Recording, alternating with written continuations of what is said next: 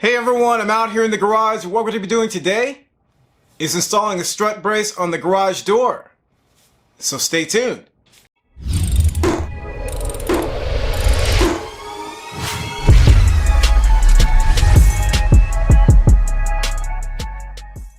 So if you're new to the channel, I just want to welcome you here and hopefully you'll consider subscribing if you like what you see. Also, check out DIY Apprentice on Instagram, Twitter, and Facebook. I post lots of pictures and videos on those platforms before I post anything on YouTube. And occasionally I'll post things on those platforms I don't post on YouTube. Also, check out the website at DIYapprentice.com. And don't forget to hit the like button if you like this video.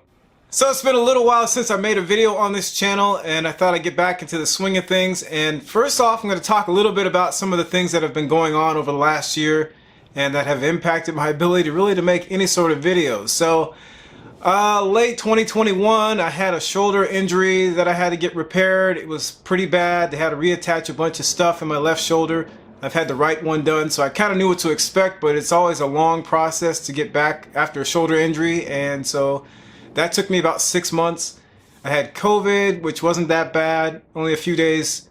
That really took me down for just a few days, so I was able to get through that just fine. Then we had a car stolen in July of 2022, so we had to replace that car. The replacement needed some work, so I spent a lot of time on that. And then late in 2022, I came down with sepsis and ended up in the hospital for a few days, and I was on IV antibiotics for 6 weeks after I got out of the hospital.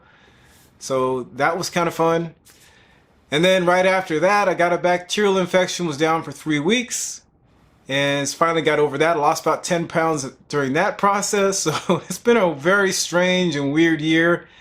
I'm usually a very healthy person, so that was really strange and kind of, it was a little bit unnerving to sit around and not be able to do a whole lot. So hopefully I'll get back into the swing of things and start making videos again and working on projects. Of course, the bathroom project is still around. I've got to get that done. And then I've also been looking at vaulting the ceiling in this garage here so I can put in a portable car lift. So I've worked with a structural engineer on that. So kind of phase one is preparing for doing the vaulting of the ceiling. And one of the things I have to do is reinforce this garage door behind me because it's got a crack in it from an incident that happened. I'll explain a little bit of that as we get into the video. So let's get into it. Alright, so here's the outside of the garage door that I damaged when I forgot to unlock it before hitting the button to raise the door. And here's a look from the inside. The main reason I'm reinforcing this door right now is that I'll be installing a wall mount or jack shaft garage door opener. I'll be on the hunt for a replacement panel or a full door at some point. This is a typical insulated 8-foot wide by 7-foot tall Holmes/Clopay garage door that I installed over a decade ago. First, I'm going to disconnect the opener from the door.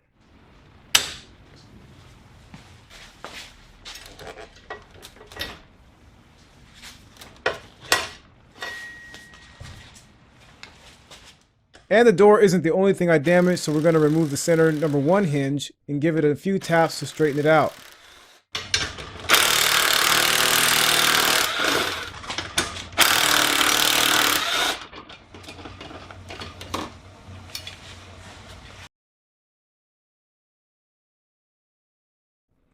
Basically, I just use a 2x and a hammer.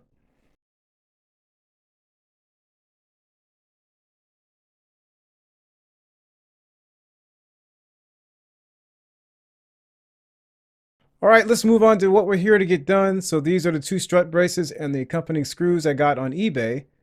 The braces are just a little bent on the end, so I had to flatten them out with a few taps of the hammer also. I'm not sure why one end of the tube in which they came wasn't sealed. The center holes didn't seem to be correctly located, so I'm testing out the alignment on the door. That's special.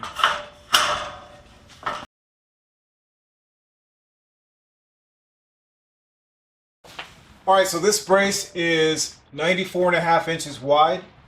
My door is exactly 96 inches wide, so there's a 3/4 of an inch gap on this side and a 3/4 of an inch gap on that side.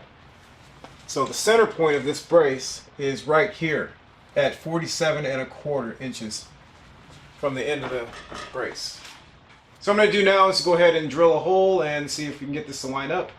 I'm also going to have to widen this, expand that a little bit because it's too narrow. So I'll just stuff some 1x in there behind that and pound on it a little bit and try to get that to widen out.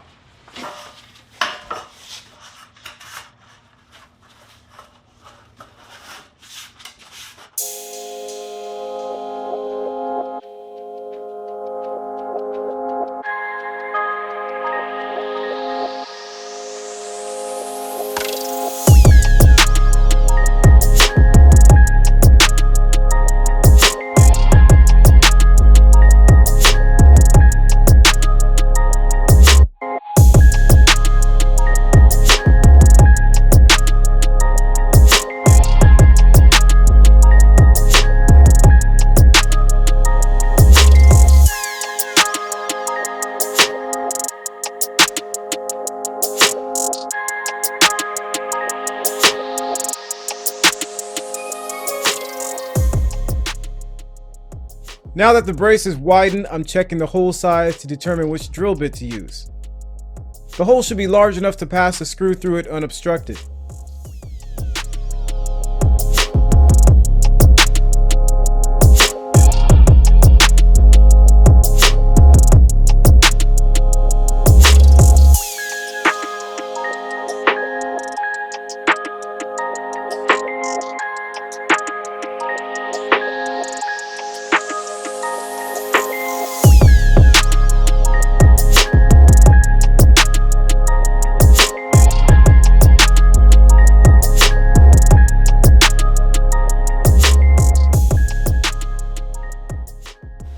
Alright, so I finally drilled through the other side. Took a while to get through this stuff. I was surprised by that. These bits are high strength steel. This one here is a high strength steel bit. So I thought it was going to be a lot quicker to get through there, but yeah. So the hole looks like it turned out okay. I'm going to have to use a file on the backside and kind of flatten this out a little bit.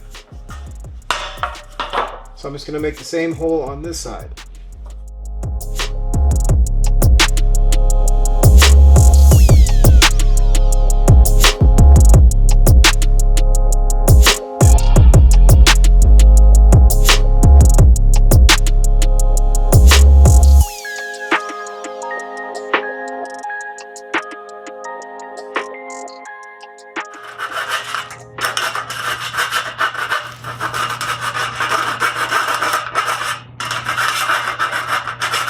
That's good enough. That'll pass. 3/4. I think these are 5/8, I want to say. So these came with the strut braces. With the holes drilled, I'll begin installing the brace on the door, starting with the center. To install the upper screw, I pass a screw through the hole in the brace and into the pre-made hole on the door, then push it level and sunk the screw. The center screws are not tight yet. I'm going to tighten them after I install the side screws.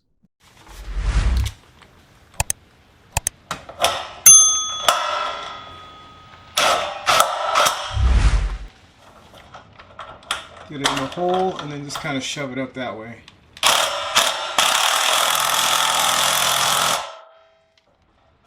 So these are not tight yet either. Just get everything lined up and then I'll tighten everything down.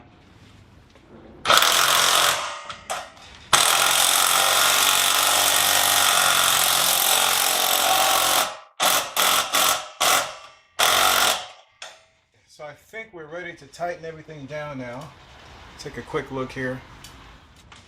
So I'll just tighten everything down now. Looks like everything's good.